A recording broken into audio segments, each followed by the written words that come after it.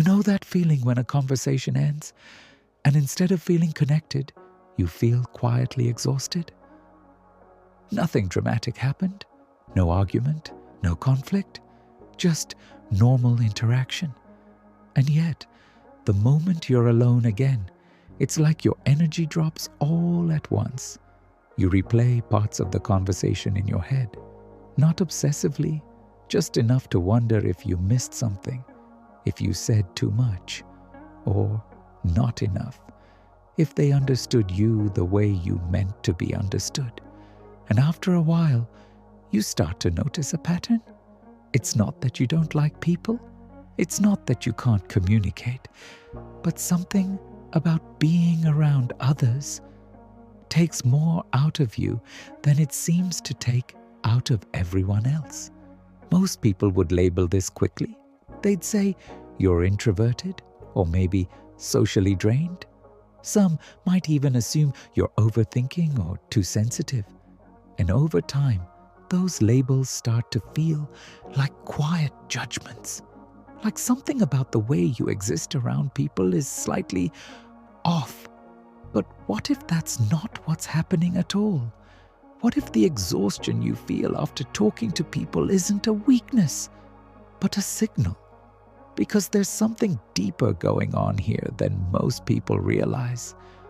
When you feel drained after social interaction, it's often not about the act of talking itself.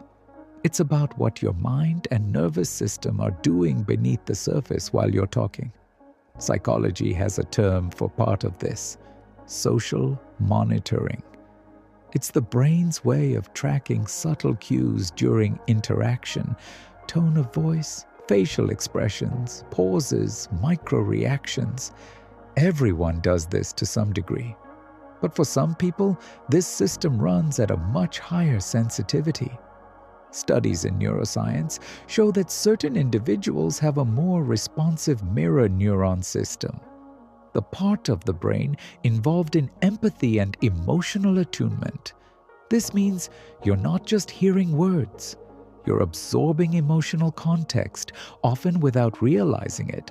So while a conversation might look simple on the outside, internally, your brain is processing far more information than it appears. You're noticing shifts, reading between lines, adjusting your responses in real time. And that level of processing costs energy, not in a dramatic way, just enough that over time it adds up. There's also something else happening. Your nervous system plays a role here too. For some people, especially those who've grown up in environments where reading others was important, whether for emotional safety, connection, or stability, the brain learns to stay slightly more alert during interaction.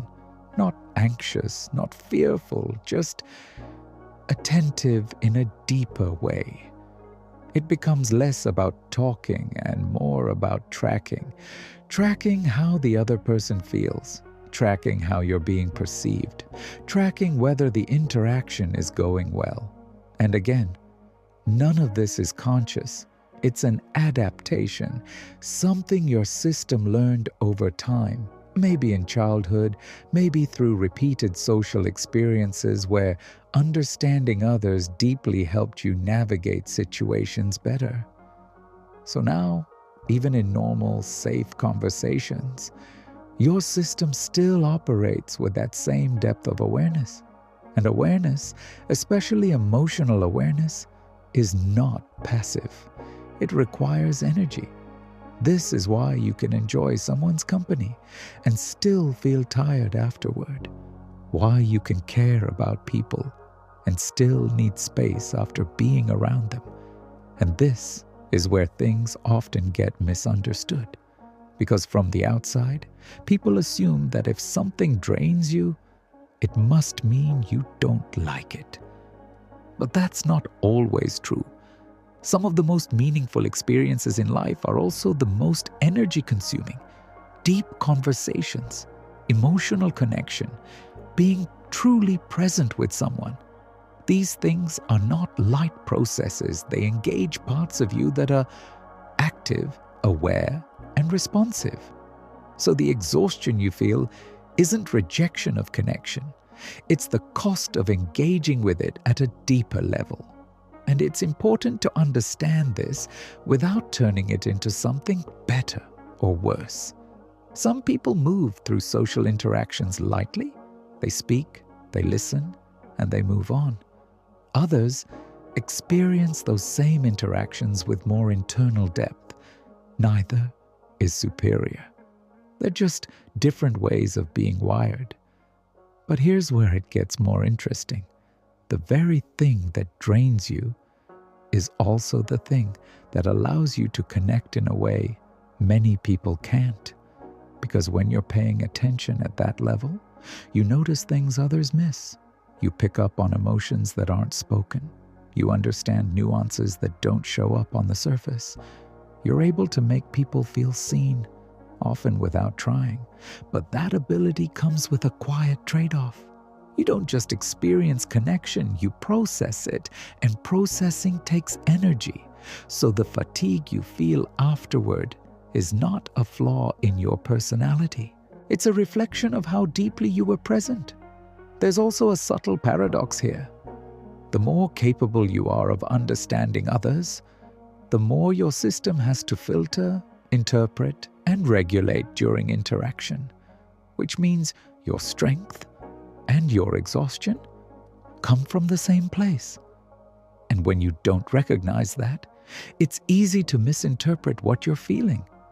You might start thinking something is wrong with you, that you're too much, or not enough, or just bad at being around people. But none of those are accurate.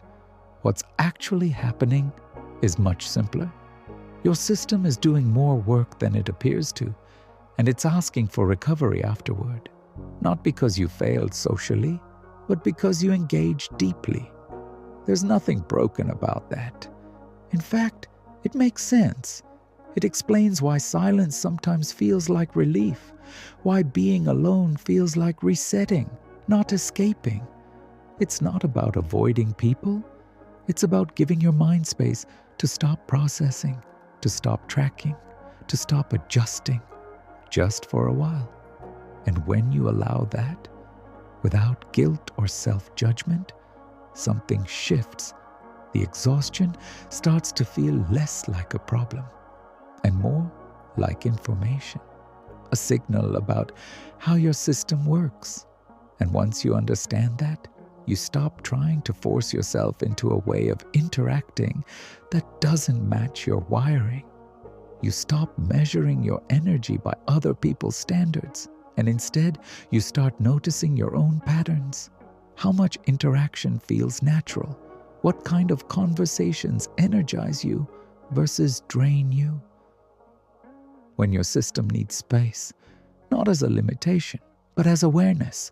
Because the truth is, the way you experience people, the depth, the sensitivity, the quiet processing, has value. It just comes with a different rhythm. And maybe no one explained that to you before.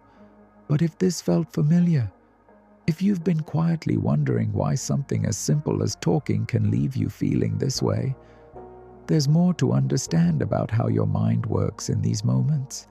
And once you start seeing it clearly, you begin to experience it differently.